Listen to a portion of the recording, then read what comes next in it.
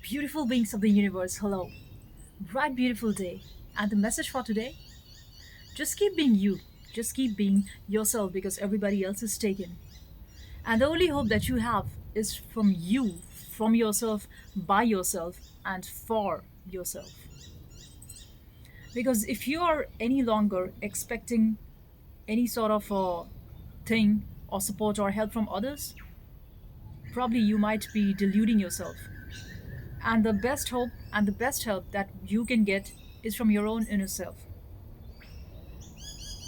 I know it's difficult to navigate through the challenges because we have been brought up in a society where you're told not to believe in yourself. And self belief is rather manipulated in a different form as arrogance. But there's completely a lot of difference between arrogance and self belief.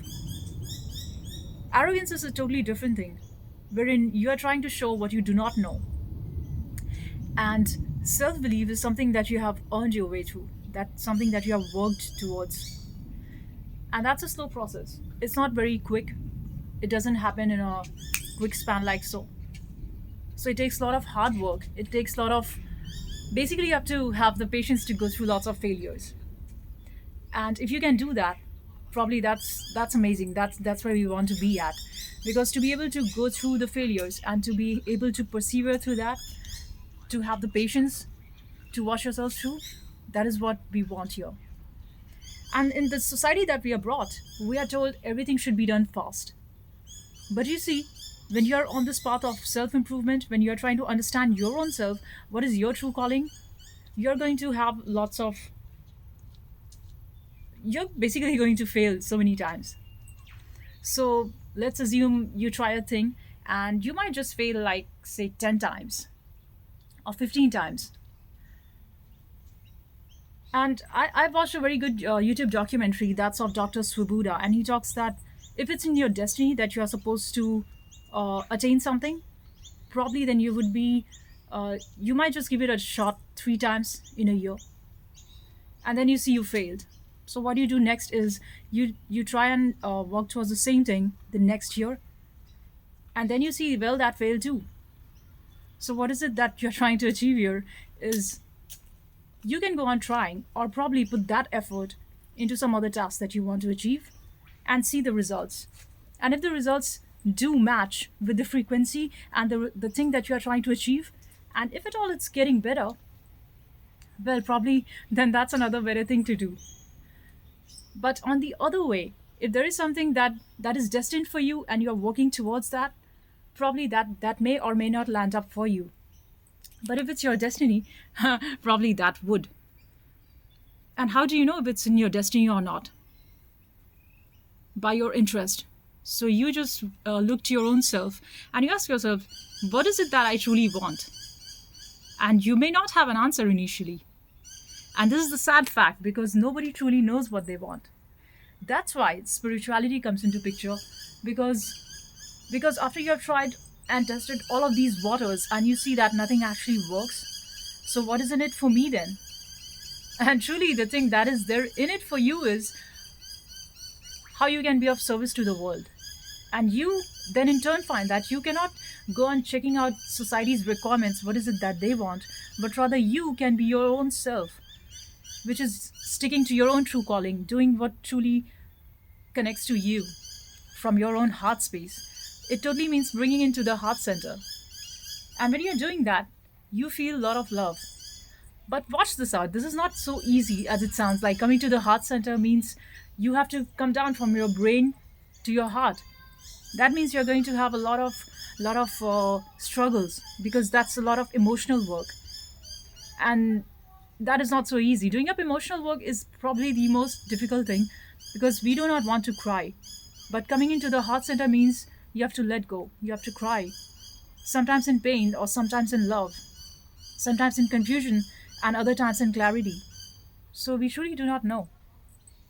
And the only thing that we do know is you keep on walking. You just keep on experimenting, taking one step at a time. And then, if so it be, you just arrive at the point where You're no more having any sorts of questions. You're not having any sorts of doubt. You just calm down. You just come to a standstill. And also, there is no shortcut to it, because if there was a shortcut, probably everybody would try that. And here's the thing, life is like an exam for everybody, and each and everyone's papers are different. So trying to copy what others are doing is actually of no use, because you would end up landing in a space and a situation which is absolutely unique for you. So just watch it out. And we are so trained, and we are so used to by the society to always look at the way how others are doing, because you're not taught all of that self belief. All that you are taught is look at others. What does the school and colleges teach you? What do the universities and rest of this stuff actually teach you? That you have to go enroll yourself into an institute and then do exactly so and so sort of steps and things. That's when you can say, unless and until you do not have a certificate, you are not qualified, which is quite a foolish way to say. Because what if you are self taught and if you are self learned? You truly do not need a certificate. But then, if you are operating in a society where they say that no, you need to have a certificate, you need to have a degree to prove your worth. So, all of these are, if you are actually dealing with the society and you have to get into all these ways. And in fact, me myself, I'm an engineer and I did finish my college. And that I saw was essential so that you could land up into a job. But at this same day and age, I also see a lot of youngsters who have not had any degree, but they have learned through multiple projects and working as a freelancer, and they are doing pretty good. They have very solid knowledge.